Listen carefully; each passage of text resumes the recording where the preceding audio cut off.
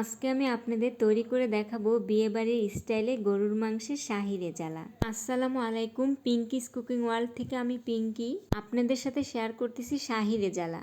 আমি এখানে হাড় চর্বি সহ 1 কেজি গরুর মাংস রেগুলার পিস করে কেটে ধুয়ে পরিষ্কার করে নিছি। চুলায় একটা প্যান বসিয়ে নিছি। প্যানের মধ্যে দিয়ে নিছি মেজারমেন্ট কাপের 1 কাপ পরিমাণ রেগুলার তেল, 2টা তেজপাতা, 2 টুকরা দারচিনি, কয়েকটা এলাচ, কয়েকটা গোলমরিচ আর মেজারমেন্ট কাপের 1 কাপ পরিমাণ পেঁয়াজ কুচি। সাথে দিয়ে নিচ্ছি 2 টেবিল চামচ পরিমাণ আদা বাটা, 2 টেবিল চামচ পরিমাণ রসুন বাটা, 2 টেবিল চামচ মরিচের গুঁড়া, হাফ চামচ হলুদের গুঁড়া। হলুদের গুঁড়াটা আমি দিছি শুধুমাত্র কালার হওয়ার জন্য, আপনারা চাইলে এটা স্কিপ করতে পারেন। ঝালটা আপনারা যে যার ইচ্ছা মতো দেবেন, যে যেমন ঝাল খান সেই পরিমাণ হিসাবে। দিয়ে নিচ্ছি 1 টেবিল চামচ জিরার গুঁড়া। সব কিছু দিয়ে আমি এখন মশলাটা একটু ভাজা ভাজা করে নিচ্ছি। দিয়ে নিচ্ছি 1 টেবিল চামচ পরিমাণ রেজালা মশলা। এই মশলাটা আপনারা বাজারে রেডিমেড কিনতে পাবেন, আপনারা চাইলে বাসায় মশলাটা নিজেরাও তৈরি করে নিতে পারেন। আমার একটা ভিডিওতে এই মশলার সম্পূর্ণ রেসিপি দেওয়া আছে। দিয়ে নিচ্ছি পরিমাণ মতো লবণ। এখন আমি সব মশলা দিয়ে ভালো করে তেলের মধ্যে ভাজা ভাজা করে নিচ্ছি। 2-1 মিনিট মশলাগুলো তেলের মধ্যে ভাজার পর দিয়ে নিচ্ছি কিছুটা পানি।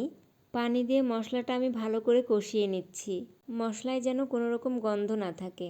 মশলা কষানো হয়ে গেছে, এখন আমি মশলার মধ্যে গরুর মাংসগুলো দিয়ে নিচ্ছি। আপনারা চাইলে সব মশলা একসঙ্গে দিয়ে হাতে মাখিয়ে মাংসটা বসিয়ে নিতে পারবেন, আবার মশলা কষিয়েও রান্না করে নিতে পারবেন। মাংসের থেকে যে পরিমাণ পানি বের হয়েছে, পানি দিয়ে আমি ভালো করে মাংসটা কষিয়ে নিছি। মাংস বসানোর পর আমি প্রথমে হাই হিটে 20 মিনিটের মতো জাল করে নিছি। 20 মিনিটে মাংসটা মোটামুটি সেদ্ধ হয়ে গেছে। আমি অফ ক্যামেরায় একবার চেক করে নিছি। 20 মিনিট জাল করার পর আমি মাংসটা আবার ভালো করে কষিয়ে নিচ্ছি। মাংস যত বেশি কষাবেন তত মাংসের স্বাদ বাড়বে। 5 মিনিট মাংসটা কষানোর পর এখন আমি মাংসে পানি দিয়ে নিচ্ছি। আমি এখানে মেজারমেন্ট কাপের 2 কাপ পরিমাণ পানি দিছি। আমি এখন রেজালার জন্য একটা মশলা তৈরি করে নিব। এই জন্য আমি দিয়ে নিচ্ছি মেজারমেন্ট কাপের 1 কাপ পরিমাণ পেঁয়াজ কুচি, 10-12টার মতো কাজু বাদাম, 1 টেবিল চামচ পরিমাণ চিনি, মেজারমেন্ট কাপের 1 কাপ পরিমাণ লিকুইড দুধ। এই মশলাটা আপনারা পাটায়ও বেটে নিতে পারবেন, আবার ব্লেন্ডারও ব্লেন্ড করে নিতে পারবেন। আমি আবারও মাংসটা 20 মিনিট জাল করার পরে আসছি। রেজালার জন্য যে মশলাটা করছিলাম সেই মশলাটা এখন আমি দিয়ে নিচ্ছি। সাথে দিয়ে নিচ্ছি 1 চামচ পরিমাণ রেজালা মশলা, 1 চা চামচ পরিমাণ ঘি, 10-12টার মতো কাঁচামরিচ। সব কিছু দিয়ে কিছুক্ষণের জন্য আমি মাংসটা নেড়ে চেড়ে নিলাম।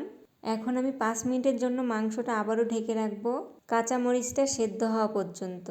এই তো হয়ে গেল আমার গরুর মাংসের রেজালা। এই রেজালাটা আপনারা পোলাও, সাদা ভাত, পরোটা, নান, রুটি সব কিছুর সাথে অনায়াসে খেতে পারবেন। আজকে এই পর্যন্তই। আরও নতুন নতুন ভিডিও পাওয়ার জন্য আমার পাশেই থাকবেন। আল্লাহ হাফেজ।